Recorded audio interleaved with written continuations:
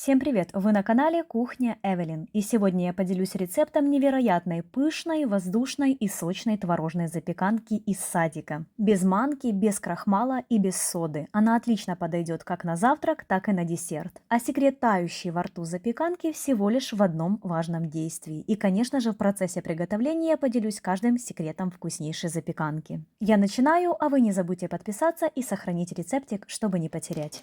В миску всыпаем 900 грамм мягкого творога средней влажности, ближе к сухому. Творог лучше использовать домашний, 5 или 9% жирности. А если он слишком влажный, тогда отожмите жидкость с помощью марли.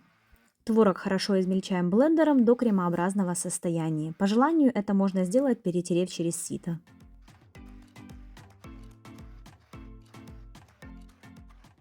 Вот такая мягкая консистенция должна получиться.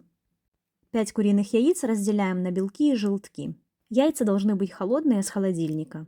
Желтки высыпаем к творогу, а белки оставляем в отдельной миске. Старайтесь, чтобы желток не попадал в белки.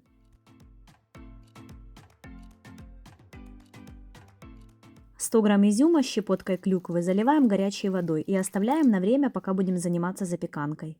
Для того, чтобы запеканка была ароматной, добавляем ароматизированные капли. У меня ром, несколько капель, но можете добавить и цедру лимона, апельсина, плюс столовую ложку любого цитрусового сока.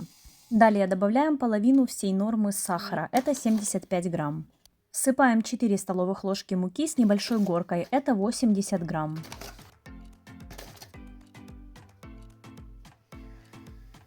И вливаем 150 грамм сметаны любой жирности, можно 15, можно 20%. Это 4 столовых ложки.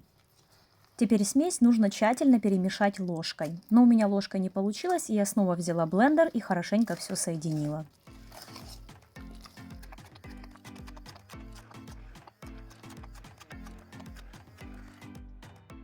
И получилась вот такая кремовая консистенция. С изюма сливаем жидкость и высыпаем на бумажное полотенце, чтобы его максимально обсушить от влаги. Далее займемся тем самым важным действием, которое дает невероятный вкус этой запеканки. Взбиваем белки. В холодные белки добавляем вторую часть сахара, это 75 грамм, и щепотку соли. Взбиваем белки до появления мягких пиков. Если у вас плохо взбиваются белки, тогда можете добавить чайную ложку лимонного сока, либо щепотку лимонной кислоты.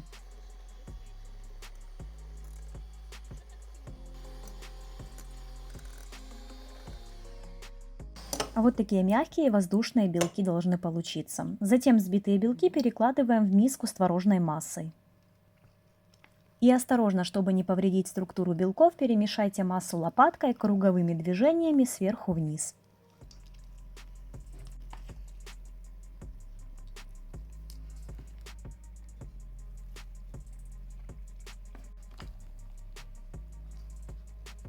В конце добавляем обсушенный изюм и снова аккуратно перемешиваем.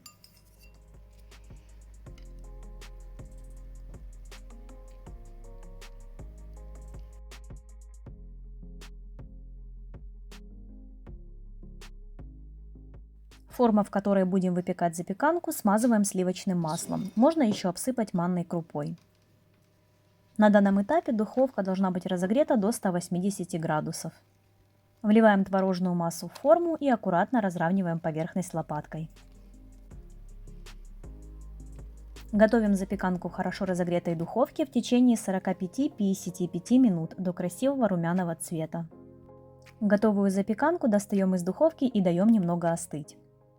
А затем на форму положите досточку и аккуратно переверните запеканку, чтобы извлечь ее из формы. Можете сначала пройтись лопаткой, либо ножом по бортикам, чтобы легче достать из формы. Но если вы хорошо смазали маслом, тогда она никогда не прилипнет.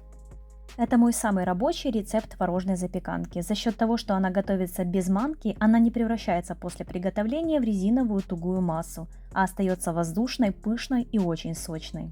За счет взбитых белков, минимального количества муки и средней влажности творога. Это запеканка вкусом из детства. Такую пышную творожную запеканку нам давали в садике, и этот вкус не забыть никогда. Обязательно сохраняйте рецепт, чтобы не потерять, и приготовьте эту чудесную и полезную выпечку, которая обязательно вам понравится. С нетерпением жду ваших комментариев и отзывов после приготовления. Всем спасибо за внимание, подписывайтесь на канал, ставьте лайк и до новых встреч!